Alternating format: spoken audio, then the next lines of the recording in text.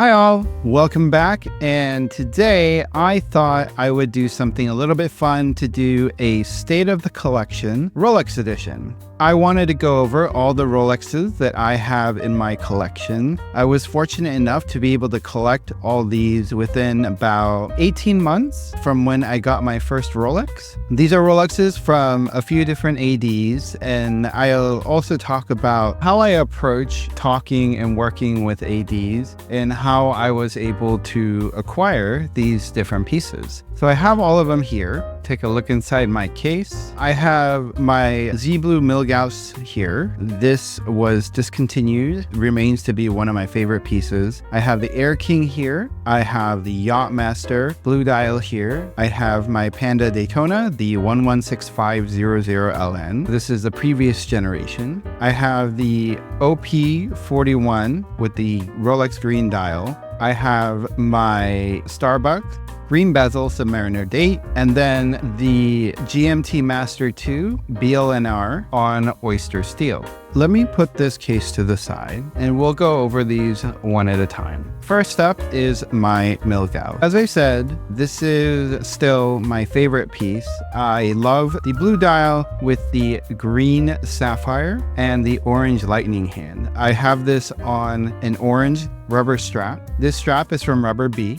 I told my AD that this was the piece that I really wanted. Blue is my favorite color, and this was a little bit of an odd Rolex, and I really wanted to add this to my collection. And this is towards the beginning of me collecting Rolexes and other pieces as well. Interesting fact about this one is that I was able to get this 3 days before it got discontinued. The AD really pulled through and I was able to get this just in the nick of time. This was not my first piece from the AD. I actually picked up a Tudor before this, so it's not like I had a ridiculous spend history with the AD, but they knew how much I wanted this piece. So I was able to pick this piece up and I wear this quite a bit. This is my go-to and I find myself reaching for this watch pretty frequently. Let me put it on the wrist. It wears really well. I think it's a go anywhere, do anything kind of watch. And also it's interesting that because it's on a rubber strap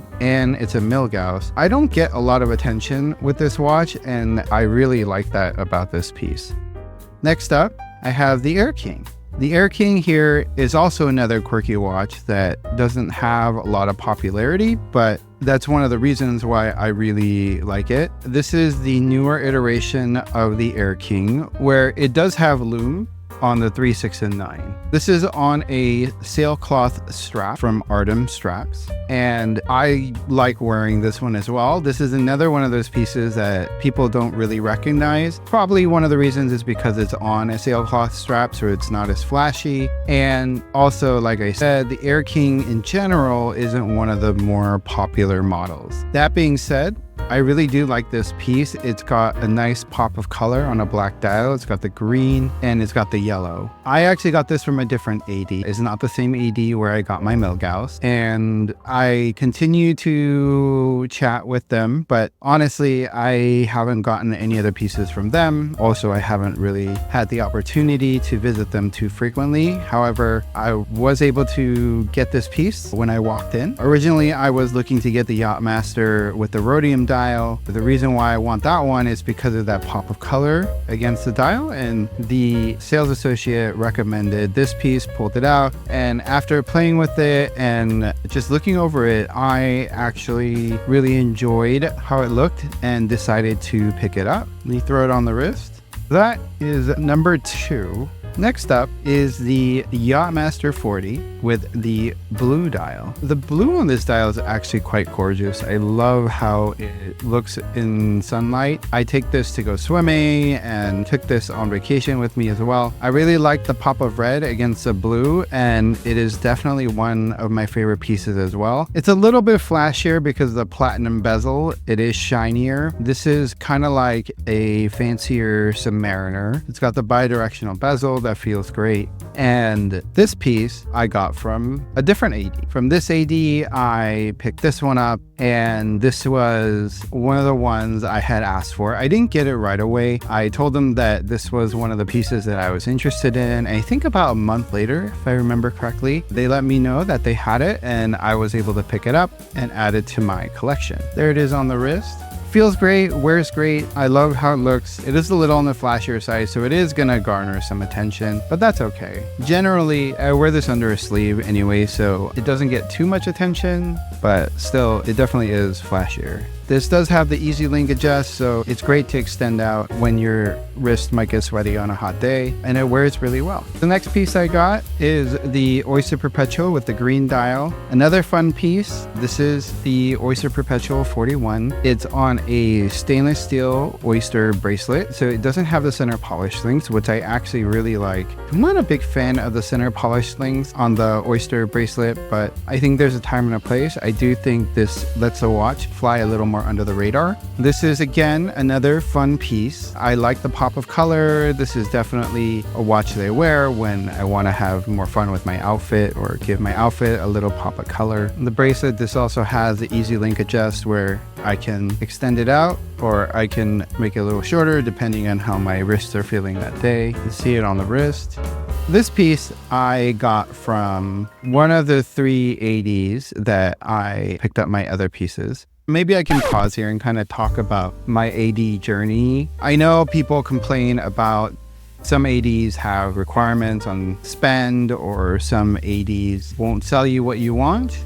I haven't had too much of an issue with that, and I go talk to several ADs. Whenever I have a chance, I'll stop by, say hello, look at some of the watches, or we'll just talk shop. I've made some great connections talking to some of these sales associates about watches and why they're into watches. What I would encourage everyone to do is just go in, try on watches, and talk. I have been in an AD where I was talking with one of the sales associates and somebody walks in and they interrupted us and they're like, "Do you have any stainless steel models?" And they were quite rude about it. And when the sales associate said that they don't have anything and then that they're talking to a client, the guy just kind of huffed and walked away. So, I mean, one thing that you should remember is that these sales associates are human. They are people. They have some leeway in the allocation of these pieces, and it's good to build a rapport with them. It's good to get to know them so that they know you. They know your face, and they understand that you're a collector, not a flipper, and also that you show appreciation for the watches. Moving on, I will go over the Starbucks Submariner date with the green ceramic bezel. This is a piece that holds special meaning to me, and you'll notice that the pip is down here. This is in reference to my grandmother who passed away, and this is the time when she passed away. This piece is also from a different AD. So right now I have 4 different ADs that I work through just to talk shop and have a chat with them and hopefully pick up some of the pieces that I'm interested in. For this piece in particular, I had gone to this AD for quite a while, I think about a year, and just stopped in whenever I had a chance. It's fortunately in a place where me and my family go frequently, and I was able to stop by. The time that I did stop by for this, my sales associate asked me to remind him what was on my list, and I had mentioned that this was the one that was on my mind. When I said that, he told me to hang on just for a second, and he walked to the back. He came out with this piece. I was super excited, and he said that I could take this if I wanted to, and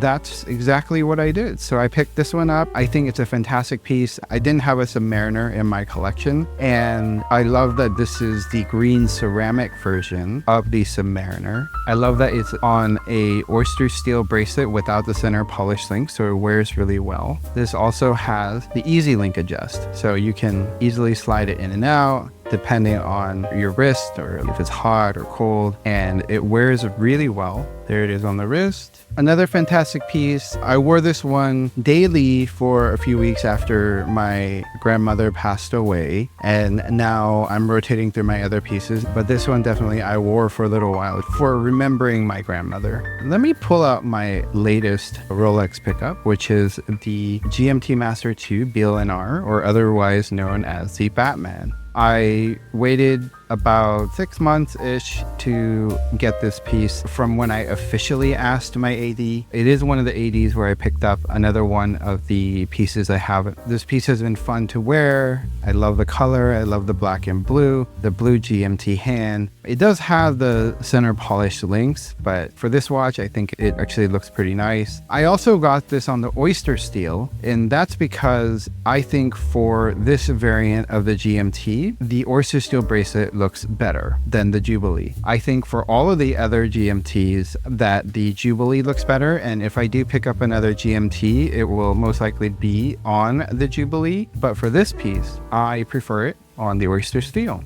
Another piece that looks and feels great on the wrist. So yeah, this was my first GMT.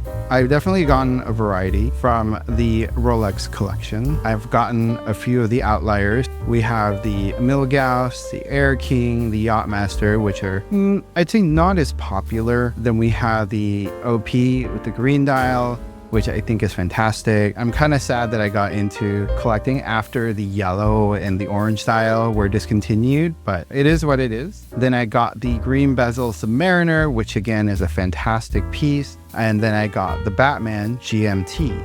Now, last but not least, we have the Rolex Daytona. This is the white dial variant, or otherwise known as a Panda. This is the 116500LN. This is the older generation. You can tell that there is no steel ring around the ceramic bezel. It's not an inlaid bezel, it's just the ceramic. I think this variant looks better than the refreshed version. And so when I asked for this piece, I asked for this specific model, and my AD was able to get this piece for me. I will caveat that at this AD, I do have a bit of spend because I bought other pieces from there. That's why they were able to get me this Daytona. I was very happy that they got me this piece. This is a piece that I treat a little bit more carefully, and maybe I shouldn't. I should probably wear this a little bit more. The reason why I don't wear this as frequently is that it's instantly recognizable, and I generally don't like drawing attention with my timepieces. I wear these for myself, so I'll wear this watch on occasion, but it's not one that I reach for frequently, but I still do wear it. It is on the Oyster steel with the center polished links. Let me throw it on the wrist. This is a 40mm watch. It definitely feels great on the wrist. I think it's a perfect size, and I love the look of the Daytona. I may want to get a black dial someday. I am not sure, but we will see. Again, another great pickup, and this is another piece that I really love having in my collection. So those are all my pieces that I have in my collection in terms of Rolexes. I know I've been very blessed to be able to pick up all these pieces and have them in my collection. I really enjoy the journey of collecting all these pieces, and a lot of these pieces have a story behind it. That's one of the things that I've really loved about watch collecting. As far as Rolex goes, I know it can be frustrating, that it can be difficult, but my best advice is that go talk to your sales associates and go talk to them like normal human beings. Sometimes you'll run into a bad apple, and you can always try working through a different sales associate or go visit a different authorized dealer. I'm fortunate enough where I have access to several authorized dealers, so definitely visit these ADs, and sometimes you'll find someone that you really connect with, and that person will really pull for you to get the pieces that you want. Spend history is not a hard requirement, but some of the ADs tend to have spend requirements. Some people say that it's a game and you're never going to get the pieces that you want, but one of the ADs explained it to me, and it makes a lot of sense, that they do have the choice on who they want to sell the pieces to within some reason and sometimes some history. They know the people that are interested in the pieces, and it's not like they necessarily go down the list. I could be wrong. I'm sure there are some ADs that might do this, but your AD, if they know who you are, they like you, and they want to continue working with you, they will think of you when a piece becomes available. That's your in. Another thing that I've heard is also if there is a special occasion that is coming up, an anniversary, a birthday or whatnot, ADs will like to help you celebrate those occasions and really pull for you. So while it's not in my collection, but there is an AD that got me a Tiffany blue Oyster Perpetual for my wife. It was in the display case and I had said I wanted to get it for my wife for her birthday. This was about 2 weeks before my wife's birthday, and I checked in throughout the next couple of weeks and I wasn't sure if they were able to get it because it was an exhibition piece. On my wife's birthday, I get a text asking if I can stop by with my wife. Then I knew it, that they were able to get that piece for my wife because it was for her birthday. It was an overall great experience. We had champagne and, my wife was very ecstatic. This was her first real luxury watch, and it was a good time and a good experience with that AD and with my sales associate. Prior to that, I didn't have any spending history with that AD, but with that sales associate, I had spent time going and visiting, and we actually connected a lot, talking about our families, talking through their life and my life, talking about watches. They're very knowledgeable about a bunch of different brands and the history behind them. History behind Rolex, history behind Tudor, history behind other brands that they carry. They are very knowledgeable, and it's always fun for me to go chat with him. Oftentimes I'll spend over an hour just chatting with him. All that being said, I do wish everyone the best of luck in terms of getting their pieces, and I hope everyone is able to get the pieces that they want. I would also love to hear your thoughts on my collection in terms of Rolexes. What's your favorite piece? Is there a piece here that you don't like? I'd be curious to hear your thoughts and why. As far as my collection for Rolexes, I'm probably not quite done. There's a couple more that I would like to add. And of course, if there's other ones that get released, then maybe I'll want to add them to my collection, but we'll see. Hope you all enjoyed this format of the video. If you like this type of format, please let me know. If you like this content, please like and subscribe, and I will see you next time.